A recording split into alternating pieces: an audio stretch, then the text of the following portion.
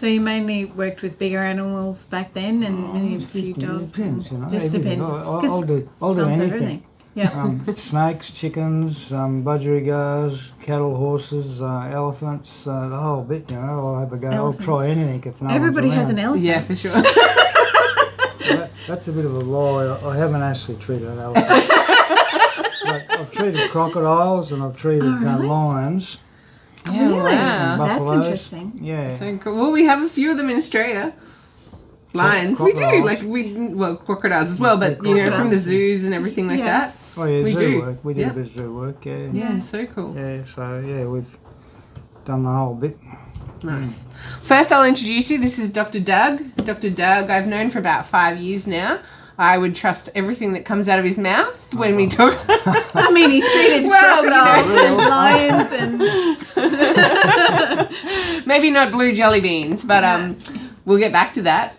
Dr. Doug is the owner of the Turmeric Life. Dr. Doug means a lot to me because he's really helped me with my Labrador over the last few years that I've known him. I'm very particular about who sees Lady, and Doug's always been really good to me, especially with Lady's consistent ear infections that you've helped me with over They're the few sorted years. now, aren't they? You They're know the good. They're reason. pretty good. Yeah. You've got to keep onto it. Look, summertime's always, You've got to keep onto it. but we're pretty good. So, Dr. Doug has been a vet since 1970. He just said. No, 1974. 1974. I started vet Sorry. science at the University of Queensland in 1970, finished in 1974. So next year is my 50th year in practice. Wow. That's very good going. Yeah. That's really good going. I've only done that because I'm full of turmeric, you see. It keeps me mobile. Keeps you going. I believe it. I believe it. And not only do you do turmeric for our beloved dogs, but how I met you is through your wham bams. Yeah. Now this They're for is humans, this yeah. is delicious. This is one of my favorite treats ever. I have to admit, it's still my favorite, Doug. I know you've got the chicky bams, and I know you've got the ginger bams, but your original one is, I just love it. I love the flavour of it. Well, that's about that 20th formulation that we've got through. That's the one we've kept, and a lot of people do like that. The Chicky Bams is a further development, which I thought might be better because I put methyl sulfonomethane and astaxanthin and extra chocolate in it, mainly to appeal to women, and a lot of people do like that as well. But still, a lot of people are addicted to the wham bams, particularly athletes, and I'm not quite sure exactly why. It's probably because of the increased maca in it, and there's something different. But you don't have to stick to one, you can have one or the other. Absolutely. And then we've got the ginger ones that aren't that popular because there's a heavy hit of ginger in them. There's not that much difference between the ginger bams and the wham bams, to be honest. There you go. It's Except been a for while the- since I've tried one, because when I get the opportunity, I stick to these. Except for the big extra hit of ginger, and there's ginger in all the bars, Right. but it varies as to amount. And I'm going to do a new one very soon that's designed to be a whole food supplement. With you eat the whole bar instead of the fifth or the quarter, which we're doing now. Right. And I'm going to put that out as soon as I can afford it. You've got to realise that every product you put out, with all the packaging, registration, etc., you've got an investment of about 30-40 grand. Absolutely. And we've got a lot of things to spend our 30-40 grand on at the moment. Yeah. Yeah. And I've got lots of ideas. I haven't done our dog eardrops yet. Which I'm waiting for. Now. The thing is that I've reformulated it quite a few times, trying to make it a bit better. It's the same with my wound gel that I've got. It's really good too. I think I've got it formulated now, and I've got the University of Queensland guys very interested in doing some clinical trials for me. Wow. I've just got to get the money to do that. Every clinical trial costs about 100 grand. Yeah, wow. Yeah. So that's. So we've got to come up with the money either from grants or from what we generate ourselves and get on and do it. So when did the love of turmeric come about? You know, have you been practicing since 1974? Yeah, well, I run a lot and I still run a lot, and I was looking for athletic ability increases, and I researched a lot of foods, and I was running, and I started to like I was in my 60s and I'm running through the mountains at the back of Cairns, and I thought I shouldn't be doing this, doing a 20k run just for fun up in the mountains and really liking it, not getting puffing. And there was something I was doing right, and I thought it was my diet or my calcium, but when I took turmeric out of my diet, I went flat.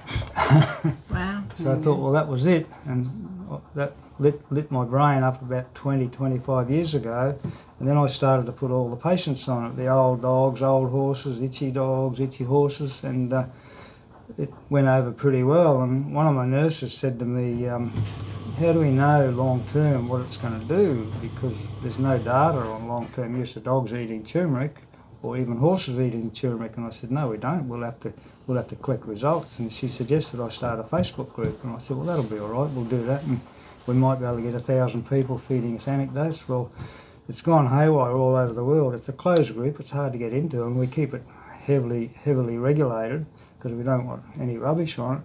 It went to 20,000 in about 3 months, and it just grew from there. There's just under 300,000 members at the moment, and we kick a lot out who want to flog stuff and say rubbish, and we try to keep it all relevant to turmeric, because if you get involved in talking about all sorts of things, it's just going to be huge. So we specialise in turmeric basically, and we get probably 100 to 200 anecdotes every day. And that's how I know these products work, because the people are buying them off the website, using them, and we get feedback that we listen to all the time, and we know that it's good. I think Lady, my 13-year-old Labrador, she turns 13 on Sunday, has been having turmeric in her diet solidly for 5 years. And even I was thinking the other day, like, I've got her at a really good weight, and I think compared to when she used to have her really stiff things, like she's 13, she still gets stiff, but she still wakes up every day. We go to the beach. She's in really good nick. And 13 for a Labrador is quite old, and yes, a lot of them don't make 13. Yeah. There you go. And that's great. Yeah, I've got a Labradoodle and she's 13 as well. She loves the turmeric bites, and I noticed that when she's got turmeric in her diet compared to when she doesn't, she's definitely stiffer when she doesn't have it in. And is it just like stiffness in the joints that it's good for, or is it good for other things as well? Well, it's not specific exactly for one thing. It actually affects about 30 or 40 inflammatory cytokines throughout the whole body, and several, or even probably more than we know, metabolic processes. Your glucose release in muscles, your exercise, the elimination of lactic acid from exercise muscles and stuff like that, circulation, it's a blood vessel dilator, increases circulation, it improves the ability of your heart to pump, it's good for muscle function. That's why a lot of the ultramarathon runners run on the bars.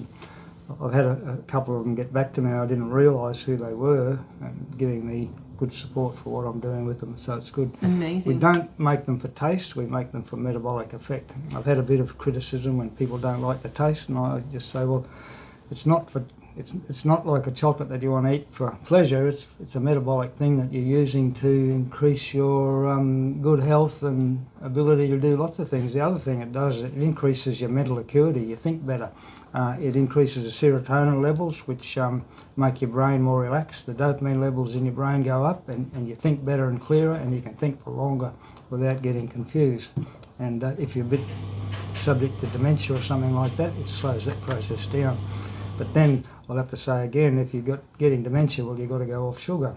If you're a sugar addict, you're going to get problems with your thinking. Absolutely. No sugar has always been my mantra for the last 25 years. You can't have any.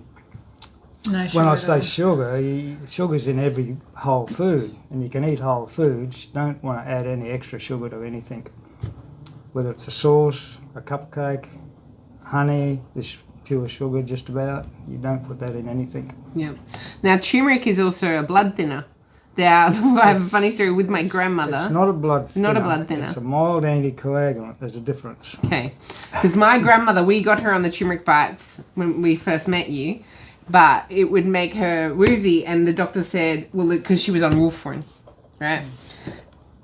Our grandmother loved listening only to her GP. So when the GP said, what have you added to your diet? It was turmeric. Well, instead of going off the warfarin, she went off the turmeric because the doctor told her to. And we're like, Nan, like if the turmeric's doing what the warfarin should be doing, then you don't need the warfarin. Exactly, that's exactly right. You can substitute for warfarin.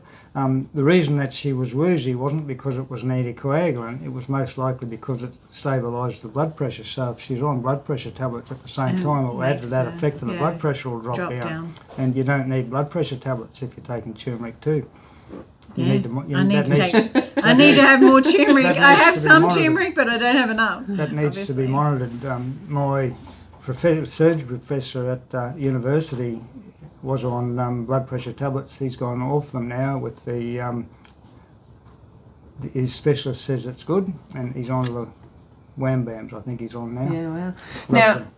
not only internally you're doing it, but you're also doing it topically. So Well, you've got that's- both. You've got my skin, so for me, and One's for humans and one's for dogs. There's no difference at all in the actual ingredients or the product. They're just in different containers.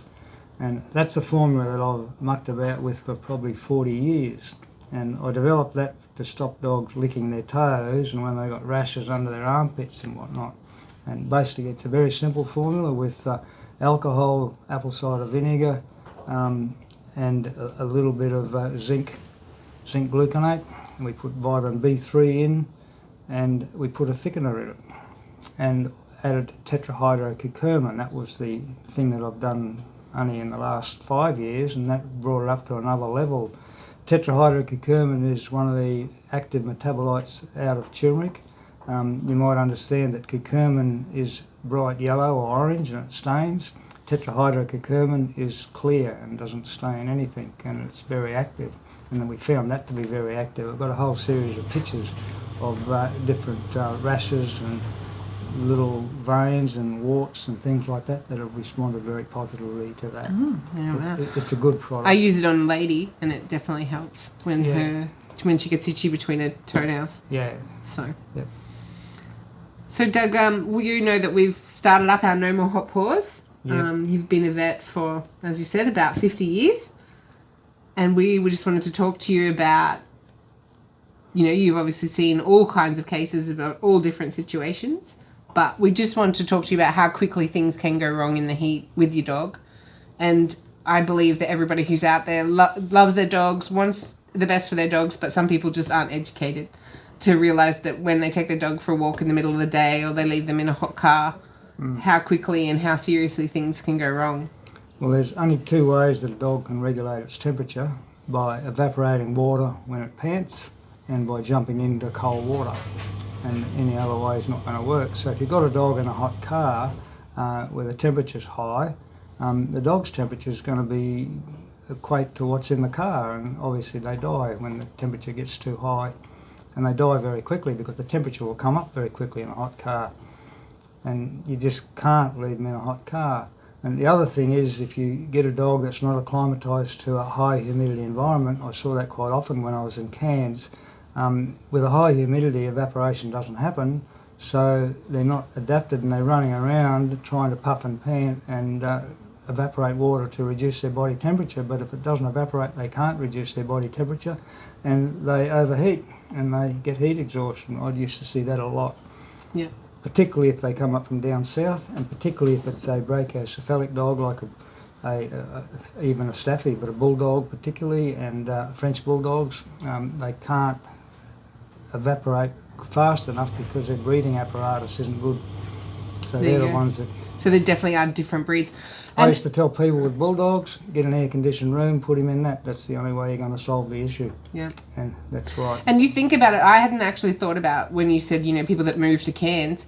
In the last 12 to 18 months, the amount of people that have moved from Melbourne to Sydney that are about to go through a hot summer, like we've been told that we've got a hot summer coming, Yeah. that don't realise just how much the humidity up here affects us. It's humidity that really counts, because humidity affects evaporation. If you're in a hot, dry heat, they can drink more water and evaporate more water by puffing and panting, and their heat regulation operation works fairly well.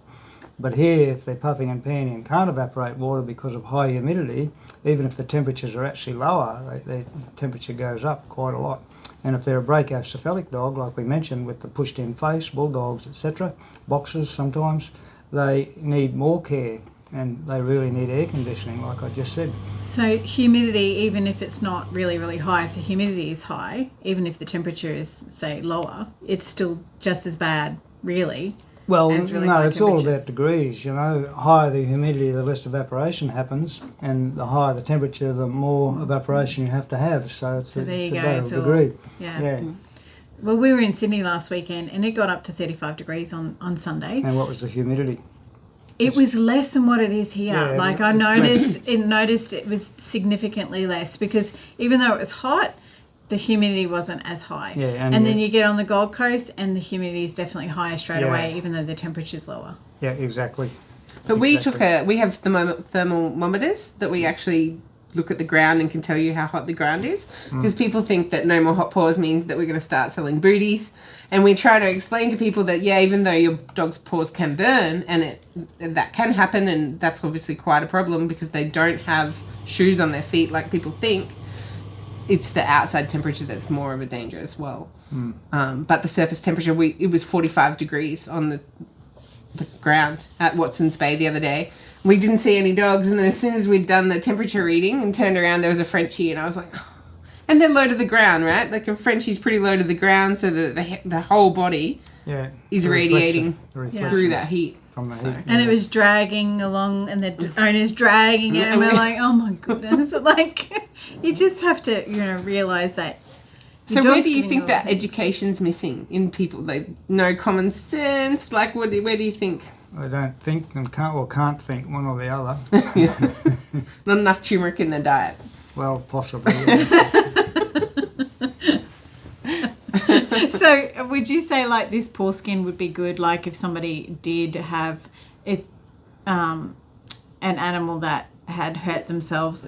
Is this like one of the wound ones as well, or you would Well, use probably this for the wound thing that I'm developing, I can show you some really good pictures in a minute, is going to be better. You can put that on the wounds, but it's got a little bit of alcohol in it. And if you got it might sting a little bit. Yeah. Okay. But it might also wipe out a few growing cells, but it's not that bad. I used it on wounds on myself to try it. You had pretty gnarly surgery not too long ago. Look at your hands. Your hands look good. Yeah. You know, the first time today, I was able to cut water and wash my face. Oh, wow. Yeah, awesome. It's been like 6 months, hasn't it? Wow. 7 months, yeah. I do have one question. This is something we've asked all of our guests. If you could just ensure that everyone knew one thing about dogs, what would it be? Like the one thing that you just wish everyone knew? Get the dog that's suited to you and your environment. Yes. Thank you. Oh, I love that. Thank you. That's perfect. Yeah. Because it's so, we just talked about that with Max on our last podcast. People spend longer choosing a car. They need to make sure they've got all these things in a car that suits them and fits around their lifestyle. Yep. But they see a picture of a dog and go, I want that dog. Well, it's stupid. I see these people, there's these great big huge fluffy dogs that bloody with floppy jaws, and they got to wash them all the time. They can't look after them, and it's a major, and they can't do it if they can't wash it. They got to take it to a dog grooming parlour, and they complain about the cost of that. Well, get a dog that you don't have to wash as much and you can handle well. Yeah. Yeah, something suited to you and your environment, where you're living, Exactly. Suited to you and suited to the environment, and research it properly. Yeah. That's awesome. That's, perfect. That's exactly what we wanted. Yeah. Awesome.